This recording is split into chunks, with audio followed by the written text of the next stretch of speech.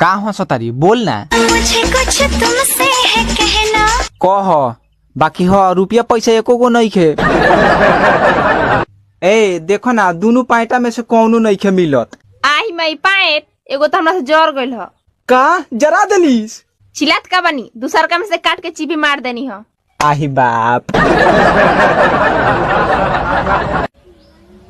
Hello सुनो बिहान 12 बजे मेला में आ जाइ हो। तेरा मोरा जमाना किया है कुछ नहीं करवाना है। अरे सीधा कहो ना कि ना आएम मर्द के बहाना का बनावेलिस। ए जी सुनो तनी का हो? देखी ना हमरा खांसी आ सर में दर्द हो गइल बा तनी चाय बना दी। चाय पीला से ठीक हो जाई? हाँ एकदम ठीक होई। परसों तो हमरो कपड़ा बथत रहे तते देहबी। सुना तारू ए आ तू अपना भाई सन के उजी काहे भेज देलू हो? तो का हो गल है जी? अच्छा ताहरा कैसे मालूम कि हम चाय के दुकान पर रहनी हो?